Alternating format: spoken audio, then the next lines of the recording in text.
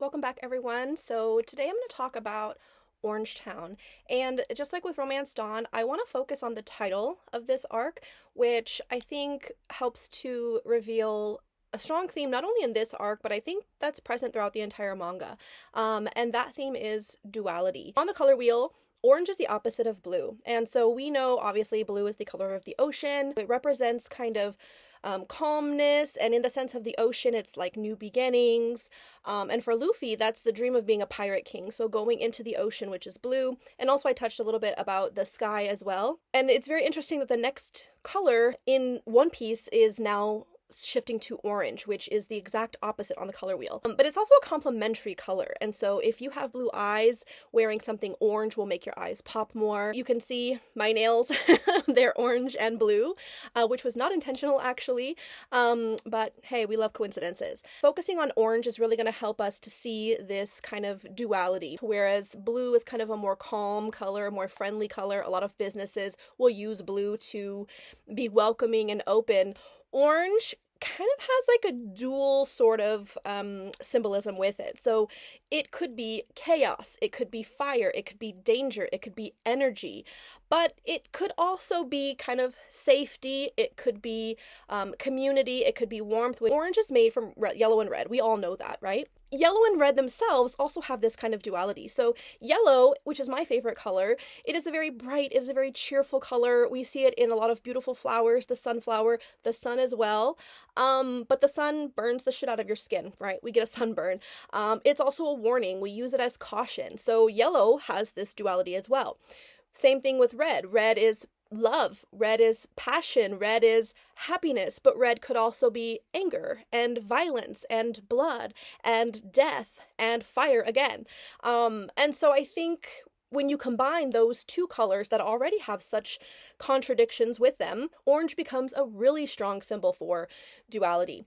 And so I think Orangetown, to me, when we focus on the color, it's a transition away from Romance Dawn, which was the beginning of this adventure, to now Luffy is really in these harsh realities of life as a pirate. He is starting to meet really strong enemies, and he's really starting to see that it's not as easy as maybe he thought it would be. In this arc, he's really having to open his eyes to what it's like to really truly be a pirate on his own and being the captain of his own ship. I said before about symbolism with the color orange. So, for example, in the East, we always see monks, Buddhism, Hinduism, they're always wearing orange robes. It's also the color of the most important spices like turmeric and saffron in a lot of Asian cooking. Orange also signifies community, it signifies protection, and I think we see these themes in Orangetown with all of the townspeople who are supporting each other. We see this with Shushu, who is very loyal to the shop, and I want to pause a little bit on Shushu because I think his presence in this arc says so much. Not just being a cute little dog, but I think most of you are probably familiar with Hachiko, which is the dog that was waiting outside of the station even though his owner was deceased, and he waited every single day. If you ever get the chance to visit Tokyo, please go to Shibuya Station and go see Hachiko. There's a gate for Hachiko in Shibuya Station. It's right outside the Scramble Crossing. Please go see it. He is so cute. Here's a picture of me, like, I don't know, 10 years ago or something. And then in the West, orange is the color of comedy. It's the color of mischief, of carnivals, entertainment. And I think it's really telling and interesting that the very first villain that we meet in Orangetown is a clown. And Buggy really embodies these kind of Western themes of orange. I want to tie back to the previous post that I made about Prometheus. So Prometheus stole fire from the gods and gave it to humans, and fire is orange, right? And for humans, that fire became warmth, it became hope, it became knowledge, it became advancement, it became transformation. But as I said in the other post, it can also burn your house down. It can burn you, it can destroy. And it's interesting that Buggy's weapons are fire-based. And I think Buggy's arrival is also super, super interesting. In this panel right here, so she's saying, dark clouds coming in low from the south, that means a cold front with a strong likelihood of violent showers. There's a squall line heading this way. So she's basically talking about a storm that's coming. And it ends up capsizing their boat. And then in the next page, we have Buggy actually arriving. Storms are never just weather. In literature, storm is always some kind of omen. And this reminded me of a book that I read. I actually downloaded it again on Kindle because I wanted to reread it. It has been, I don't know, probably 20 years since I read this book. But it is Something Wicked This Way Comes by Ray Bradbury. And when I read Orangetown, this is the first book that I thought of because in this book, the very first chapter, well, after the prologue, the very first chapter, there is a man who comes in and he is saying that a storm is coming, a storm is coming. And the storm essentially is this dark carnival that is coming. And this dark carnival, it's very dangerous. It is full of wickedness. It is targeting the innocent and vulnerable people of Greentown. Now, I think Greentown being the name of this of the city in this book as well is very telling because Orange, this book takes place in October, so it happens right before Halloween, and all of the leaves and everything, of course, in October are orange, and so the city is called Greentown, but now we have an adaptation of this that takes place in a village called Orangetown, and I personally don't think that's necessarily a coincidence. I could be wrong. You can debate me on that. That's totally fine. Something else that I thought was really interesting in that book is that when they are discussing, Jim says, that music, Calliope, must be coming tonight. And then the other person says, carnivals come at sunrise. So this carnival is coming, they think it's coming tonight, even though carnivals usually come at sunrise, which is dawn. So it's, for me, it's kind of like a flip on after Romance Dawn, the carnival is coming at night. And there's also a lot of other symbolism with this book and what's happening in Orangetown. So the two main characters are two teenage boys, which, again, for me, it's very symbolic of Luffy and Zoro. Now, in Something Wicked This Way Comes, these boys are best friends, and Zoro and Luffy are just now meeting each other.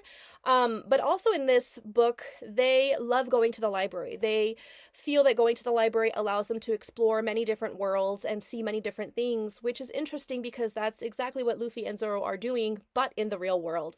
Also in the epigraph of this book, so right before the story starts, there's a quote from Moby Dick in it, which is very interesting because Moby Dick takes place in the ocean. And the quote is, "I know not all that may be coming, but be it what it will, I'll go to it laughing," which is very, very symbolic of the way that Luffy kind of goes about life in general. So again, I don't know if that was an intentional connection, but it's really interesting. There's another quote in the epigraph as well that's from Proverbs 4:16-17, and it includes the part of the line that says, "For they eat the bread of wickedness and drink the wine of violence," which makes me think of the devil's fruit and alcohol, which they are pounding back in this arc as well. So I don't know. To me, it's very interesting. We can discuss more about this in the comments if you would like. There's also another parallel that I found really interesting. In the novel, one of the kind of attractions is a balloon, but this balloon kind of serves to surveil and target the innocent people. Luffy turns himself into a balloon.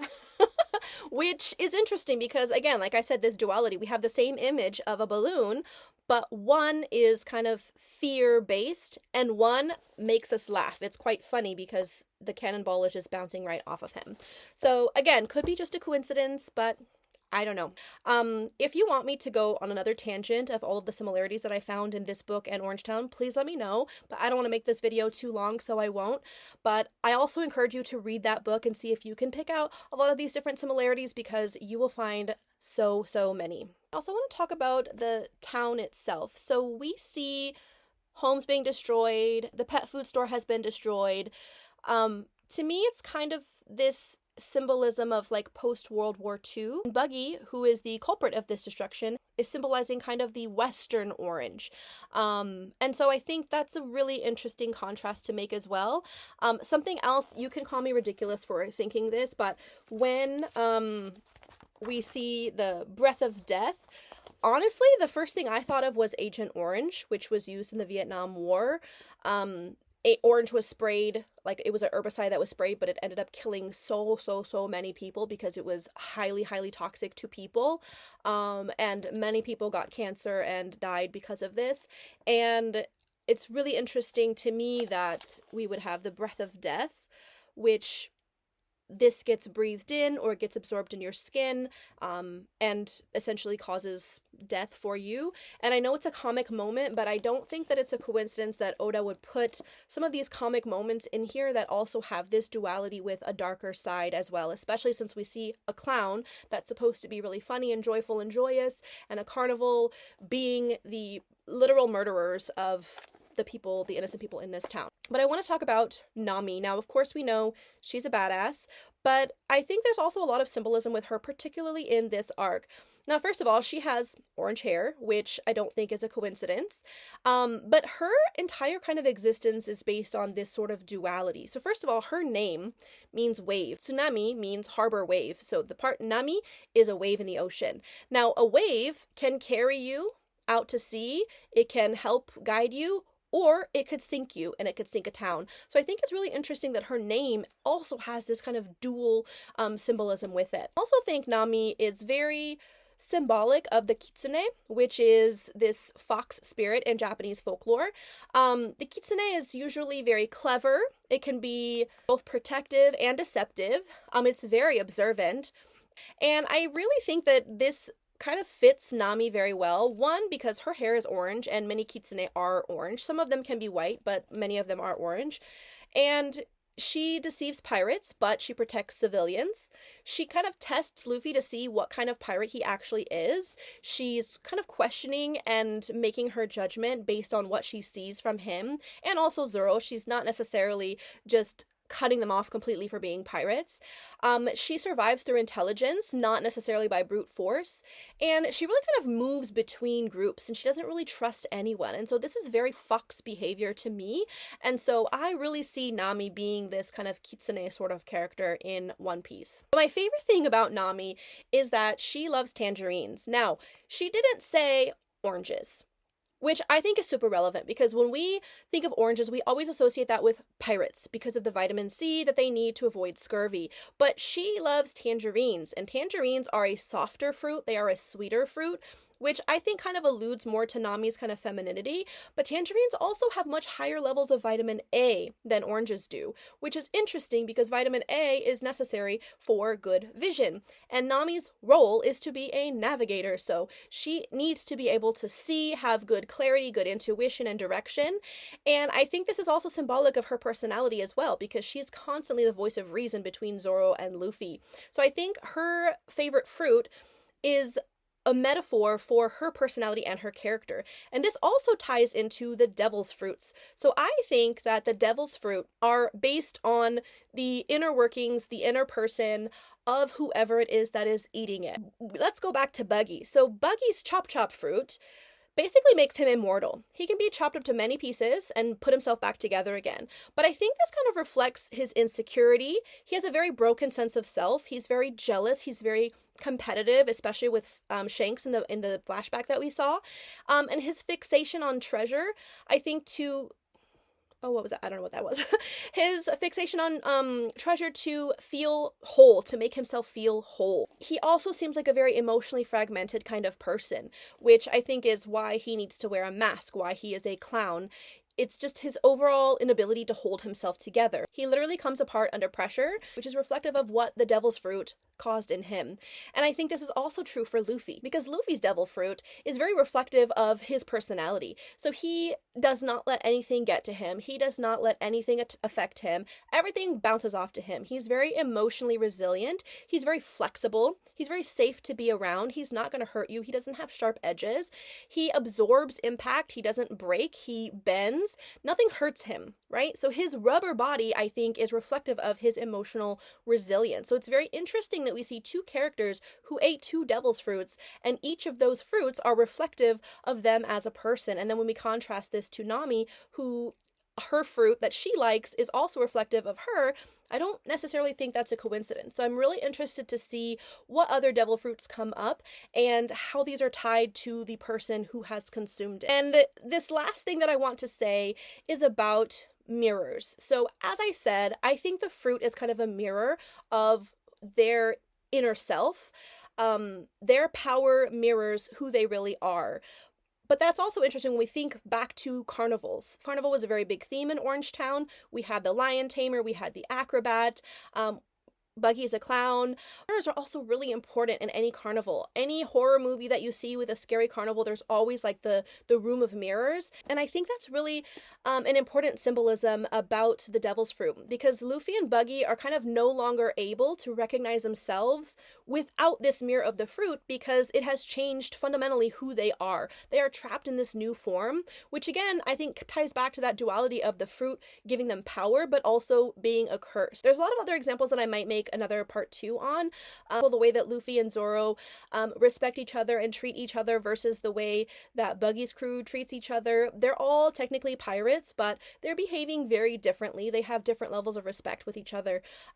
Luffy is not going to get in the way of Zoro's fight because he respects Zoro enough to let him fight by himself, whereas Buggy's crewmates were literally pretending to be dead so that way they didn't have to jump in and fight. I still have a couple of questions that I have taken a note of that I'm really interested.